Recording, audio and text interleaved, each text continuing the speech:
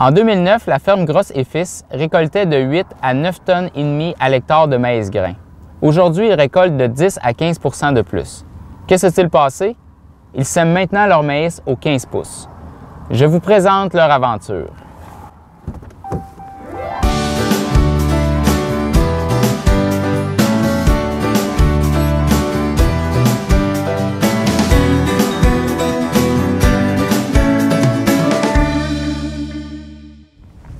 Sur la ferme Grosse et Fils, située dans Lanaudière, l'expérience de semer du maïs aux 15 pouces a débuté au printemps 2010.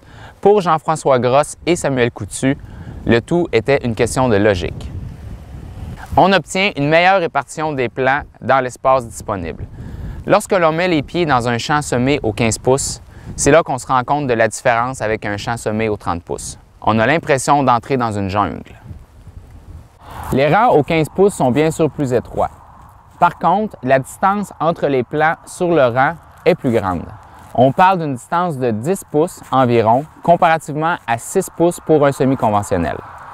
Un avantage de cette pratique est un meilleur partage de l'eau, de la lumière et des nutriments pour les plantes. La meilleure distribution des plants dans le champ permet au système racinaire de se développer de façon plus circulaire, ce qui diminue les risques de verse au niveau des racines.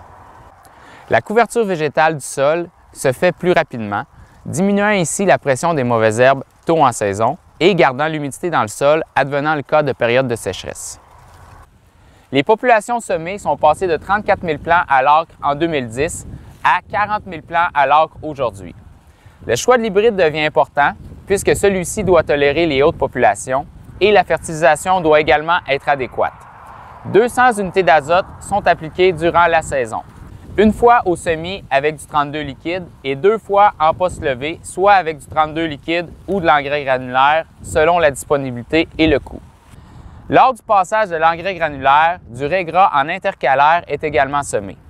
Avec des populations aussi élevées, la gestion des résidus devient très importante. On a dû se résigner à abandonner le semis direct et passer une déchaumeuse au printemps afin de mieux gérer ces résidus. Selon le spécialiste du maïs aux 15 pouces aux États-Unis, Marion Calmer, plus il y a de stress durant une saison, plus grand est l'avantage au niveau du rendement. C'est également ce qui a été observé ici dans les 5 dernières années.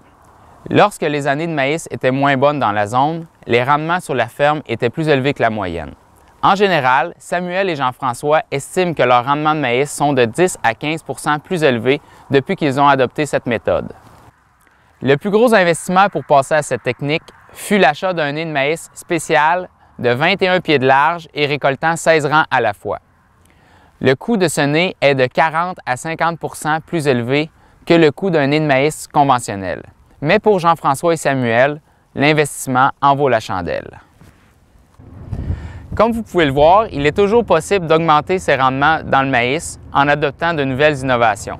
L'exemple de la ferme Grosse et Fils en est un bon. Visez plus haut.